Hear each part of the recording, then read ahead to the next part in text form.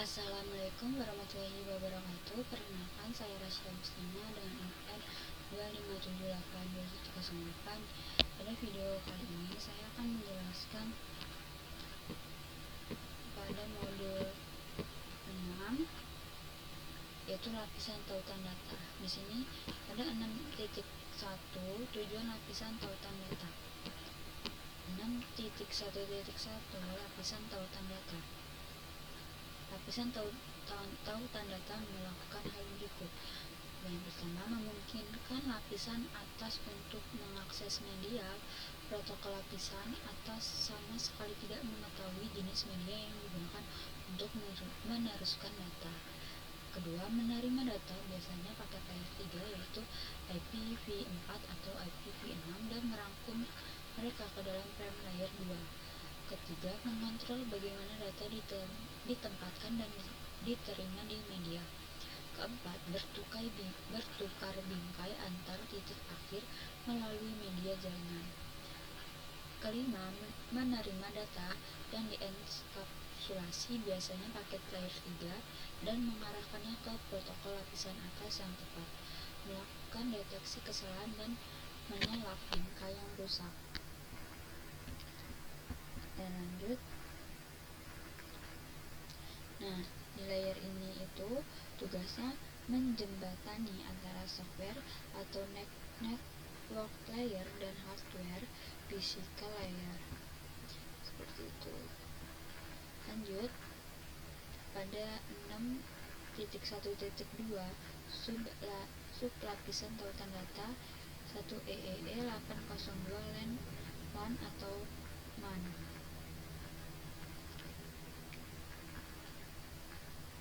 Dan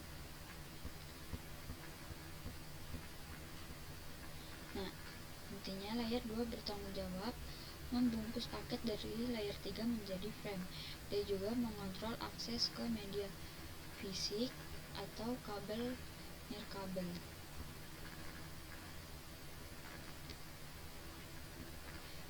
Lapisan tautan data 8IEEE 802 LAN atau MAN terdiri dari dua sublapisan berikut. Yang pertama itu ada kontrol tautan logis atau LLC, lalu ada kontrol akses media atau MAC. Sublapisan MAC menyediakan enkapsulasi data. Yang pertama itu pembatasan bingkai, dan kedua pengalamatan, ketiga deteksi kesalahan. Lanjut pada 6.1.3 menyediakan akses ke media. Pada setiap lompatan di sepanjang jalur, router melakukan fungsi layer 2 berikut: menerima bingkai dari media, kedua denkapsulasi bingkai, ketiga merangkum ulang paket ke dalam bingkai baru, keempat meneruskan bingkai baru yang sesuai dengan media segmen secara segmen jaringan fisik tersebut. 6.1.4 standar lapisan tautan data.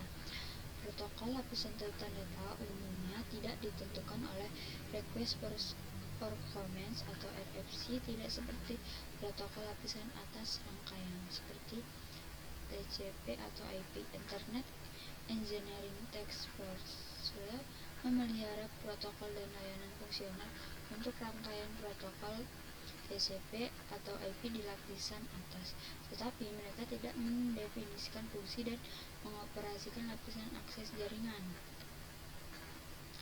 Organisasi teknik menentukan standar dan protokol terbuka yang berlaku untuk lapisan akses jaringan, yaitu lapisan fisik OSI dan tautan data, yang meliputi yang pertama Institut Insinyur Listrik dan Elektronik, kedua Persatuan Telekomunikasi Internasional, ketiga Organisasi Internasional untuk Standarisasi, keempat Institut Standar Nasional Amerika.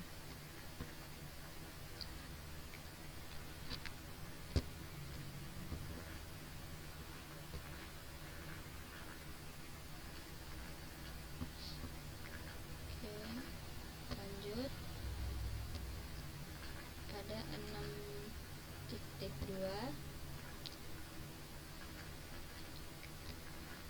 yaitu topologi. Nah, di modul ini kita belajar gimana perangkat duduk di jaringan. Yang pertama itu ada 6.2.1 topologi fisik dan logis. Topologi jaringan adalah pengaturan atau hubungan perangkat jaringan dan interkoneksi di antara mereka. Ada dua jenis topologi yang digunakan saat mendeskripsikan jaringan LAN dan WAN. Yang pertama itu ada topologi fisik, yaitu mengidentifikasi koneksi fisik dan bagaimana perangkat akhir dan perangkat perantara, yaitu routers, saklar, dan titik akses nirkabel itu saling berhubungan.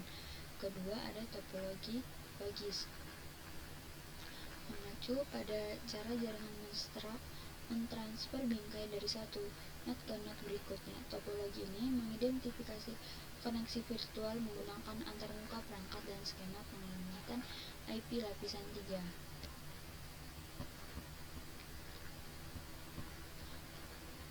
Lanjut, 6.2.2 topologi WAN.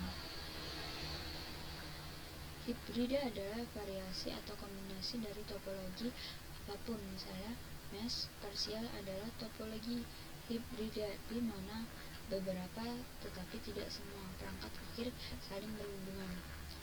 Nah, ini adalah contoh topologi WAN yang paling sederhana dan paling umum. Ini terdiri dari tautan permanen antara dua titik akhir.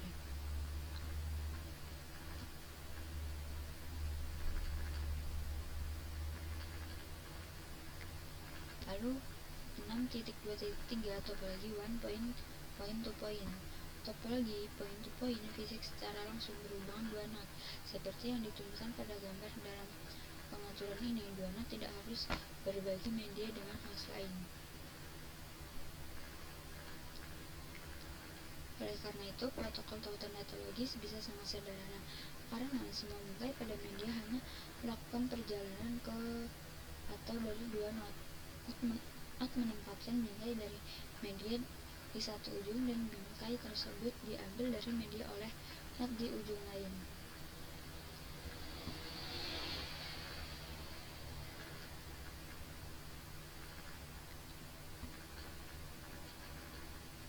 Atau dari 6.2.1 sampai 6.2.3.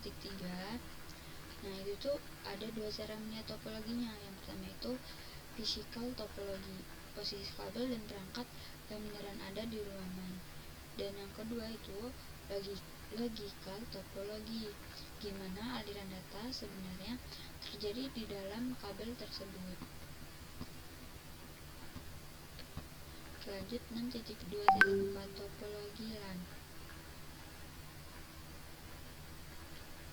Di LAN, multi akses perangkat akhir yaitu node saling berhubungan menggunakan topologi bintang atau bintang yang diperluas seperti yang ditunjukkan pada gambar. Bintang yang diperpanjang memperluas topologi ini dengan menghubungkan beberapa saklar internet.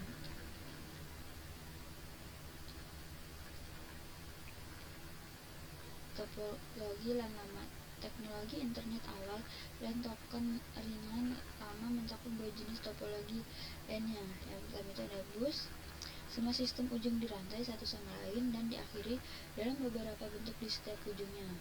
Yang kedua, cincin, sistem akhir terhubung ke tetangga masing-masing membentuk cincin. Ada topologi fisik, topologi bintang yang diperluas. Ini ada gambar topologi bus, topologi cincin, seperti itu gambarnya.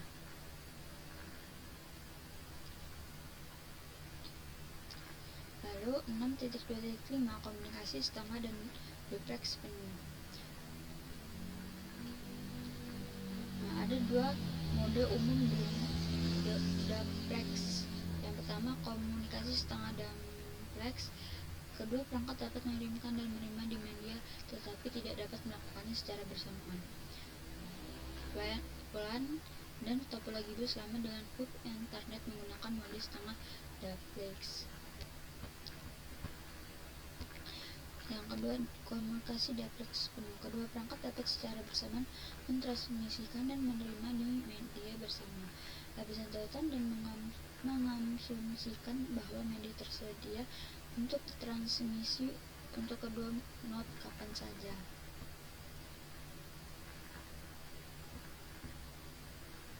Lalu 6.2.6 metode kontrol akses. Beberapa jaringan multi akses menggunakan aturan untuk mengatur cara perangkat berbagi media fisik. Ada dua metode kontrol akses dasar untuk media bersama. Yang pertama, akses berbasis pertentangan, kedua akses terkontrol.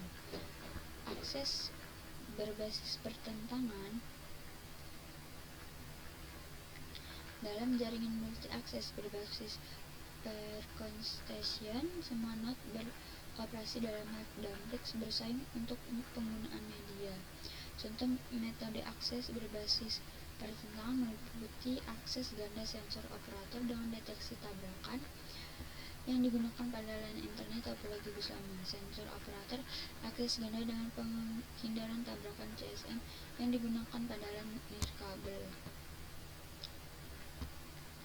Ada akses terkontrol. Contoh jaringan multi akses yang menggunakan akses terkontrol antara lain sebagai berikut. Yang pertama itu ada cincin token warisan, kedua ada ARPANET warisan.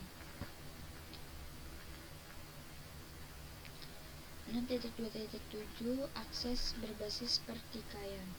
Contoh jaringan akses berbasis pertentangan meliputi LAN nirkabel, LAN internet topologi bus lama, LAN internet lama menggunakan hub. Jika dua perangkat mentransmisikan pada saat yang sama, tabrakan akan terjadi. Untuk LAN internet lama, kedua perangkat akan mendeteksi tabrakan di jaringan.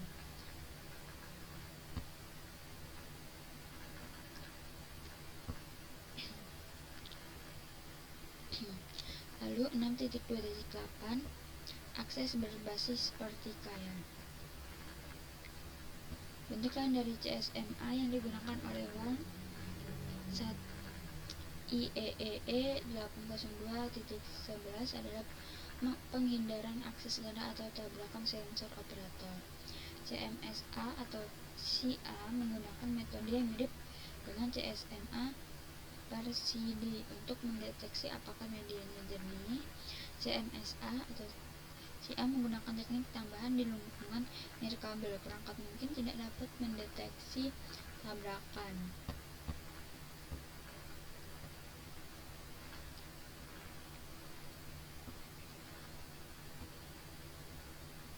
Lalu kita masuk ke bingkai tautan data atau data link frame.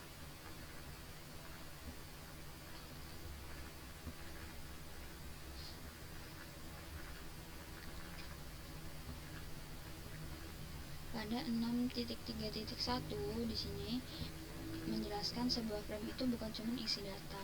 Ada header atau alamat pengirim, ada payload, data asli, dan trailer untuk mengecek apakah datanya rusak atau tidak.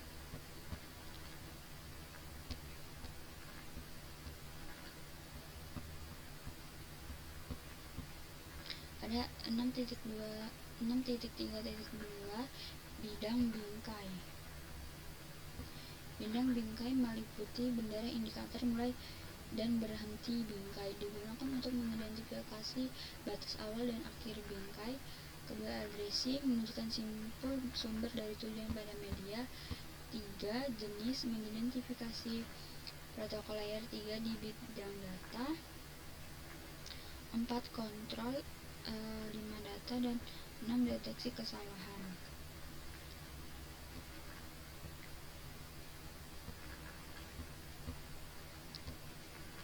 Lalu 6.3.3 alamat lapisan 2.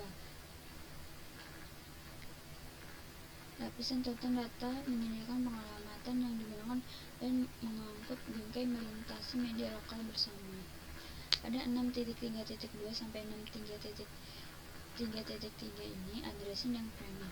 Header berisi alamat mesh, tanpa ini data itu bakal nyasar. Nah, trailer ini menggunakan frame text sequence atau FCS untuk deteksi error. Kalau datanya pas sampai di tujuan ternyata rusak, ya dibuang sama dianya.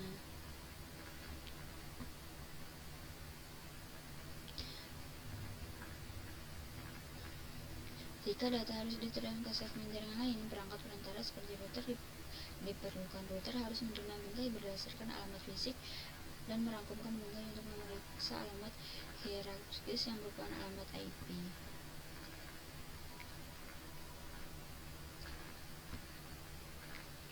Lalu 6.3.4 bingkai LAN dan WAN. WAN secara tradisional menggunakan jenis protokol lain untuk berbasis jenis topologi point-to-point, hubs, box, dan pulse mesh. Beberapa protokol WAN umum selama bertahun-tahun meliputi protokol point-to-point, kontrol tautan data tingkat tinggi, relay bingkai, mode transfer asinkron, dan X25.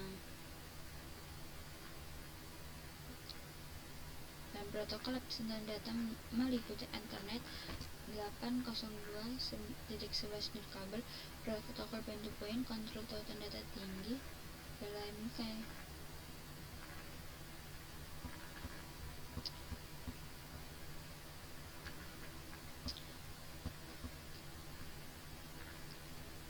Nah, protokol di layer 2 ini beda-beda tergantung medianya.